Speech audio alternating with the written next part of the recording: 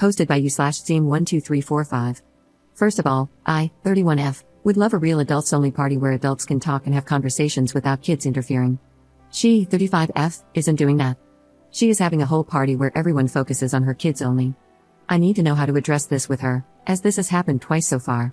The first time, we all pretty much assumed that she must have planned for childcare that backed out or something, but since we weren't sure, we didn't ask her.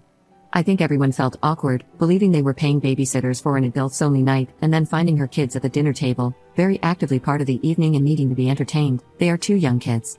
Then it happened again. She sent out invitations for a dinner party in the evening labeled as adults only.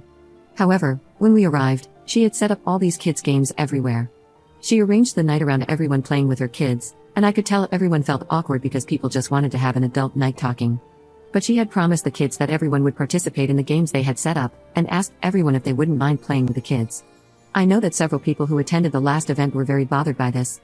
People were whispering on the side about how they had to pay a babysitter for the night, and would have preferred to bring their own kids along, so the children could have just played together if it were a family event. We rarely pay for a sitter, so I was confused about why I had to spend my very limited babysitter funds on a night where I didn't even get to talk much with other adults because the kids were definitely the center of the evening. She even stopped everyone to gather around to look at the kids' recent art projects, tell stories, and sing. Is this normal in other circles? What would you do if this were your friend? If I do say something, how would you explain it so that the person isn't mad or doesn't feel like you just don't like their kid?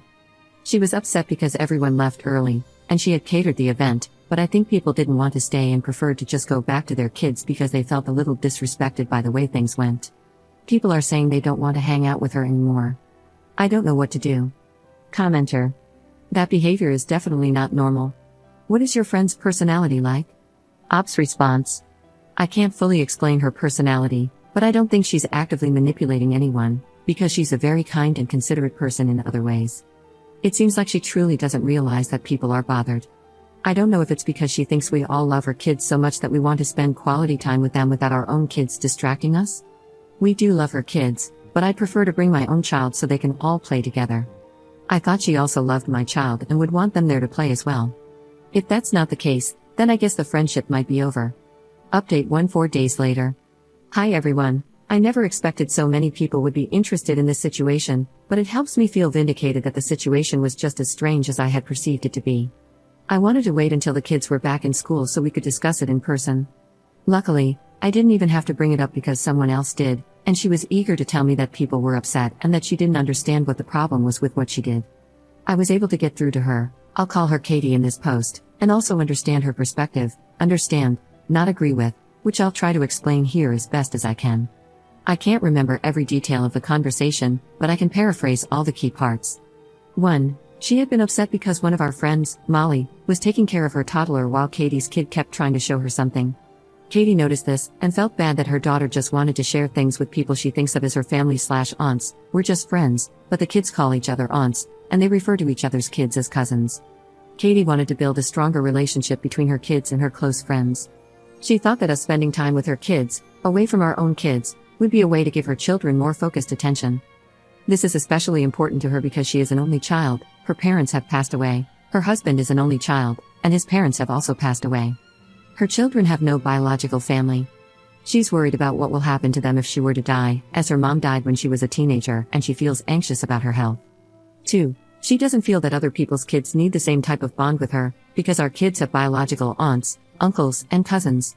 She believes they can spend time with their biological families, and assumed we were all sending our kids to our family members, not paying a babysitter. She doesn't fully understand what that's actually like and has a romanticized view of it.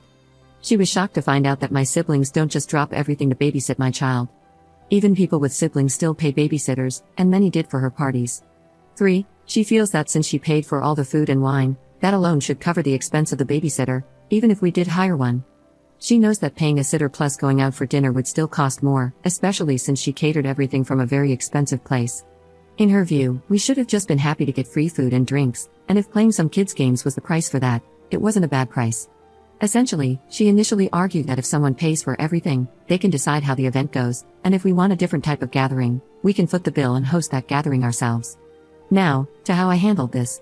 That last point eventually shifted to a more understanding perspective, as I explained that even though she is technically right, she cannot maintain strong friendships with that mindset. You can't provide meals for people with strings attached and deception involved, since we didn't know until we arrived, and expect us to love it.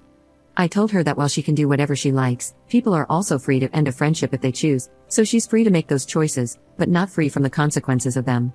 I also made it very clear to her that if her goal is to create stronger bonds for her kids, the way to do that is by loving and bonding with our kids and including them. That part seemed to be completely unexpected to her. I had to explain that people will be so upset by the fact that she isn't including their kids in kid-focused events or isn't accepting that a parent needs to take care of their own child first before focusing on hers, that they won't even want to be part of her family. That isn't what a family is. I explained that my sister never expects me to leave my child behind and only focus on my nephews.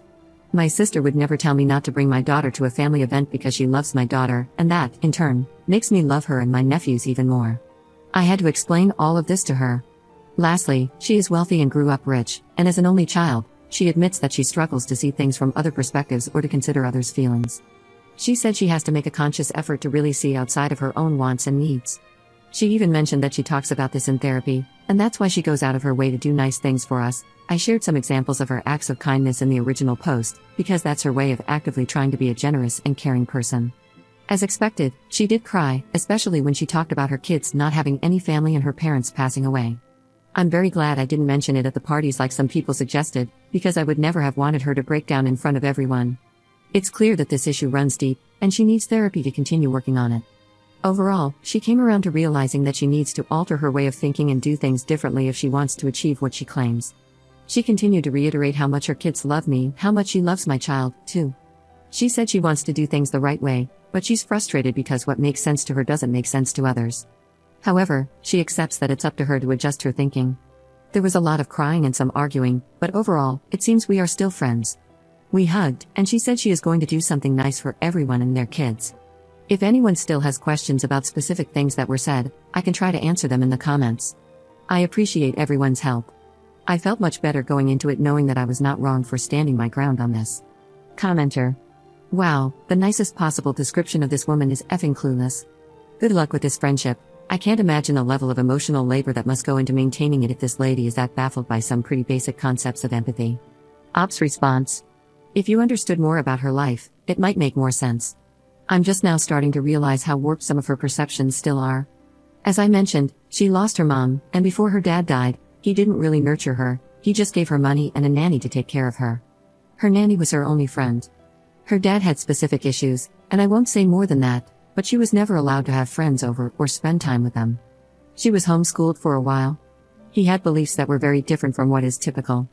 She seems so normal at times that I forget how different her life has been, until a situation like this happens, and I realize she sees the world differently.